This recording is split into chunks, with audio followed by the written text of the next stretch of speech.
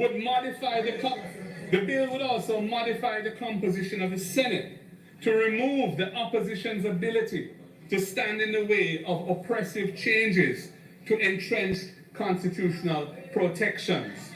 We do not support that. Mr. Speaker, the bill has also failed to include desirable accountability mechanisms to enhance the governance of the country. In particular, an impeachment procedure for delinquent parliamentarians who bring the office of this House into disrepute, and a recall procedure for non-performing MPs. Mr. Speaker, we can't support the bill in its current form, and we do not support a phased approach to the reform.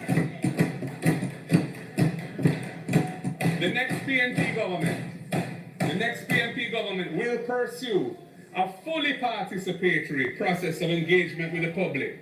First of all, to design the reform process itself, because the process is important. And the process that they followed, which really tinkered with consultation, but the committee that they set up, they appointed everybody except for the two that we appointed, and so on. That has not left the people of Jamaica feeling engaged and respected by the process. If you're going to deal with constitutional reform, you have to bring everybody on board and really address the issues. And then the reform recommendations will be dealt with through this constitutional participatory process. There is a lot to discuss and settle. Many Jamaicans want the right to elect their president. Many Jamaicans want the right to elect their president. Many want term limits. Many want fixed election dates. We need a fulsome discussion on how our diaspora can play a role in governance in the country. They support the economy, they support the people who live here, but they have no say in the governance of the country. What mechanism should the Constitution provide for them? That's an issue. We need to deal with the rights of our indigenous groups, the Maroons in particular, in relation to the land that they've occupied for centuries and which was guaranteed to them by treaty with the United Kingdom. All of these issues need to be addressed as part of the constitutional reform. Mr. Speaker, I turn to the issue of Portmore. The current arrangements with respect to the governance of Portmore, emerged out of a highly consultative and democratic process, led by the people of Portmore themselves. We feel strongly that the people of Portmore must be the ones to decide whether they want to give up their status as a city municipality or not. After all, Portmore enjoys unique participatory governance innovations, such as they get to directly elect their mayor. They're the only community in Jamaica that does that. And the inclusion of community stakeholders in the committees of their council, which is provided for by their charter, is also a unique feature. There is no other municipality which directly elects its mayor. Anyway, Mr. Speaker, a fundamental change which would deprive them of those rights should not be foisted on them by the government of the day. It must not be used as a backhanded device either to adjust electoral boundaries.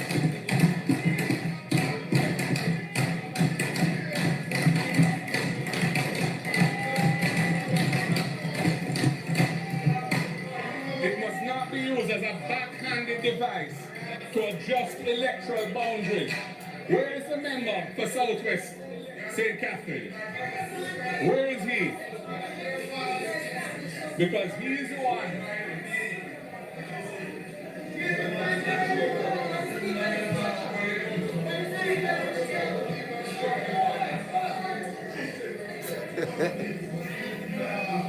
Mr. Speaker. Them liberals are not easy, you know. Present. They say them liberals are not easy at all, brother.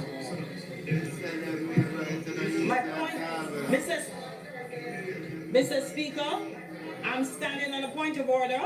I am a resident of Portmore. No, I'm not going to say. Be quiet, you know, woman. It's if you ever you visit, I know you want to cut some bomb clot in here, you know. The leader of opposition. Because we know nothing decent about you.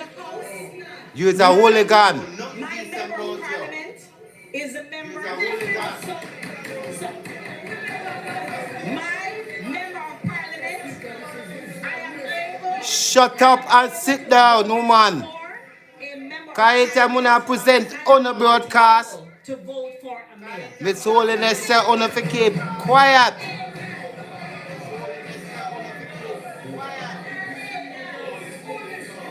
I don't know what you're talking about, member. I don't know what you're talking about. But the Local Governance Act provides for the election of the mayor of the city municipality of Port. Well, I'm not talking about her.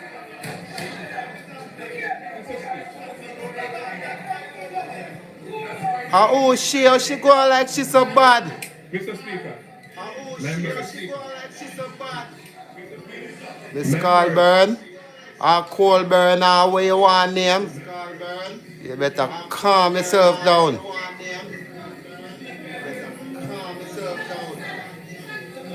Members, we're still in this house and we're asking that we conduct ourselves in a way.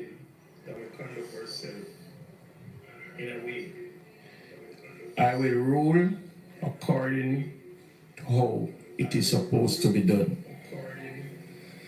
The leader of the opposition is on his feet. A point of order is raised. I cannot tell you what the point of order is until we hear. So allow me to rule accordingly. You may continue, sir.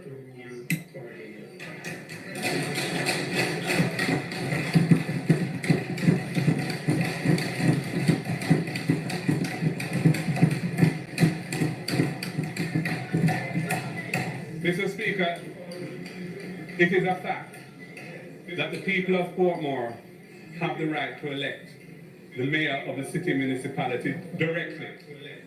There was a separate ballot in the local government elections in February last year. They voted for their councillor and they voted separately for their mayor. And we are saying that for them to be deprived of that right.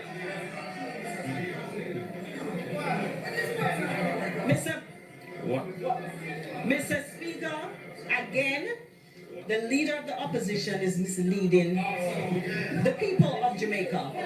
I voted in the local government election and I was only able to vote for a councillor. There was no separate ballot to vote for a mayor. Mr. Speaker, I cannot speak to the particular circumstances of that member. I am making a general point, an accurate general point. She must know why she can't vote.